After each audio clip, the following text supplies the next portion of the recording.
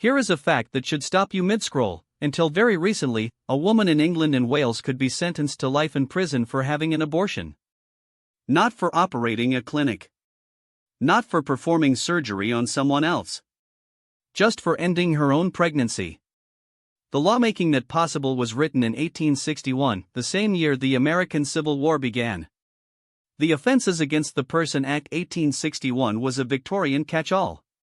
It criminalized stabbing, poisoning, attempting suicide, and procuring a miscarriage all in the same breath, on the same moral footing. It treated abortion as a violence inflicted on society. And here's the quietly absurd part, it remained the primary criminal framework governing pregnancy termination for over 160 years. Legislation drafted when Queen Victoria was 42 and bacteria was barely a scientific concept. Parliament tried to modernize in 1967. The Abortion Act created a legal pathway, 2 doctors had to approve, gestational limits applied, specific medical grounds had to be met. It made abortion safer and far more accessible. But it never repealed the 1861 Act. Instead, it carved a legal exception on top of a standing criminal prohibition, like constructing a hospital directly on top of a minefield and calling it a healthcare system.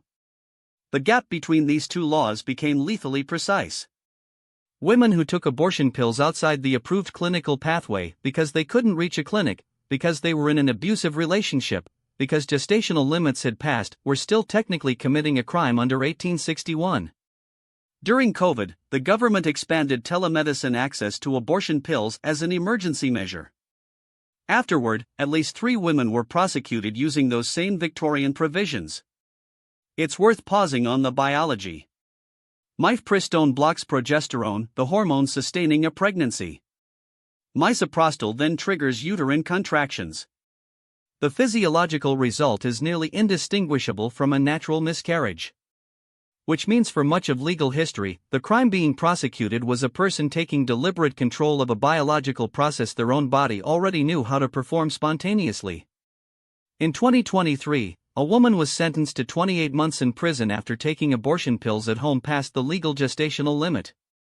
The case shocked even people who'd never considered abortion law. Prosecutors cited the 1861 Act. Defense lawyers highlighted the gap. Journalists wrote long explainers. Parliament held debates. And everyone did that thing where a country discovers it has been carrying a 163-year-old law in its pocket without ever checking what was in it. The change that followed was surgical. New legislation amended the Offences Against the Person Act so that no woman in England or Wales can now be prosecuted for ending her own pregnancy, not for pills, not for any method. The law still governs providers and third parties, but the criminal burden has been lifted entirely from the pregnant person. 163 years of Victorian criminal code, corrected with a clause. For context, Northern Ireland only decriminalized abortion in 2019. In the United States, the Dobbs decision in 2022 stripped federal protections entirely, throwing the question to individual states, some of which moved immediately to criminalize women. England and Wales now sit, on this specific legal question, ahead of much of the Anglophone world. Which is either genuinely encouraging or a remarkably low bar, depending on how you're counting. Criminal law is a blunt instrument. It was never designed for precision medicine. Applying a Victorian statute written before germ theory, before women could vote, before the very concept of informed medical consent existed, to one of the most intimate decisions a person can make was not justice. It was old code running on a system no one had rebooted. The question worth sitting with now is not how long the fix took. It's how many prosecutions happened while everyone was still looking for the manual. Strip away the outrage and the timeline, and here is what remains. England ran a 163-year-old criminal statute against pregnant women not out of malice but out of institutional inertia, and that inertia had a cost measured in real prosecutions. The 1967 Act created access without clearing the liability. The 2023 sentencing forced the contradiction into the open. And the fix, when Parliament finally moved, was a single clause, not a new framework, not a reformed system, just a correction to a document that should have been corrected in 1967.